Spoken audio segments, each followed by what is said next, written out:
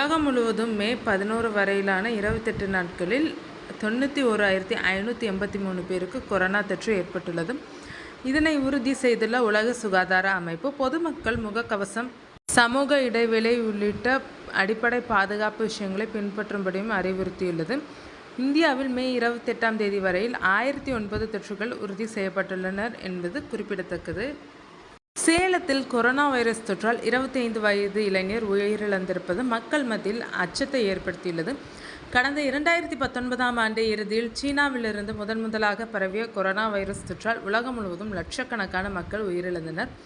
இதனைத் தொடர்ந்து முழு ஊரடங்கு, தடுப்பூசி போன்றவற்றால் கொரோனா பரவல் கட்டுக்குள் கொண்டு வரப்பட்டது. ஆனால் தற்போது மீண்டும் கொரோனா வைரஸ் வேகமாக பரவி வருவதால் மக்கள் மத்தியில் அச்சம் ஏற்பட்டுள்ளது. சிங்கப்பூர், சீனா உள்ளிட்ட ஆசிய நாடுகளில் கொரோனா தொற்று தற்போது வேகமெடுக்க தொடங்கியுள்ளது. இந்தியாவில் 1000க்கும் மேற்பட்டோர் கொரோனா வைரஸால் பாதிக்கப்பட்டுள்ளதாக தெரிவிக்கப்பட்டுள்ளது. இதற்கிடையே சென்னை மறைமலை நகரைச் சேர்ந்த 60 வயது முதியவர் கொரோனா தொற்றால் பாதிக்கப்பட்டு ராஜீவ்காந்தி அரசு மருத்துவமனையில் சிகிச்சை பெற்று வந்தார். ஆனால் அவர் 2 நாட்களுக்கு முன்பு உயிரிழந்தார். தமிழ்நாட்டில் இதுவரை 69 பேருக்கு கொரோனா உறுதி செய்யப்பட்டுள்ளதாக கூறப்படுகிறது. இந்த சூழலில் தான் கொரோனா தொற்றுக்கு சேலத்தில் ஒருவர் உயிரிழந்திருப்பது பெரும் அதிர்ச்சியை ஏற்படுத்தியுள்ளது. சேலம் மாவட்டம் மேட்டூர் அருகே கொளத்தூர் சேத்துக்குழி பகுதியைச் சேர்ந்தவர் ஜேசிபி ஆபரேட்டர் தமிழரசன். இவருக்கு சில நாட்களுக்கு முன்பு காய்ச்சல் ஏற்பட்டுள்ளது. இதனால் அவர் சேலம் அரசு மருத்துவக் கல்லூரி மருத்துவமனையில் அனுமதிக்கப்பட்டார். அங்கு தமிழரசனை பரிசோதனை செய்தபோது அவருக்கு கொரோனா பாதிப்பு இருப்பது உறுதி செய்யப்பட்டது. இதையடுத்து அவர் தனிமைப்படுத்தப்பட்டு மருத்துவர்கள் சிகிச்சை அளித்து வந்தனர். ஆனால் சிகிச்சை பலனின்றி அவர் உயிரிழந்தார். இது குறித்து மருத்துவமனையின் டீன் தேவி மீனால் கூறுகையில், தமிழரசனுக்கு கிட்னி பாதிப்பு, நுரையீரல் தொற்று உள்ளிட்ட பல்வேறு இணை பாதிப்புகள் இருந்ததாகவும் இதன் காரணமாக அவர் உயிரிழந்திருப்பதாகவும் அவர் தெரிவித்துள்ளார். அதேபோல் மாவட்ட சுகாதார அதிகாரிகளுக்கு பொது சுகாதாரத்துறை பல்வேறு அறிவுறுத்தல்களை வழங்கியுள்ளது. தொற்று அதிகரித்து வருவதால் தடுப்பு மற்றும் முன்னெச்சரிக்கை நடவடிக்கைகளை மேற்கொள்ளவும், கூட்டம் கூடும் இடங்களில் மாஸ்க் அணியவும் அறிவுறுத்தப்பட்டுள்ளது. மேலும் தொற்று அறிகுறி தென்படுவோரிடம் இருந்து பாதுகாப்பான தொலைவில் இருக்க வேண்டும் எனவும், பொது இடங்களில் விரும்பும் போது கைக்குட்டைகளை வைத்து மறைத்து கொண்டு இரும்ப வேண்டும் எனவும் அறிவுறுத்தப்பட்டுள்ளது.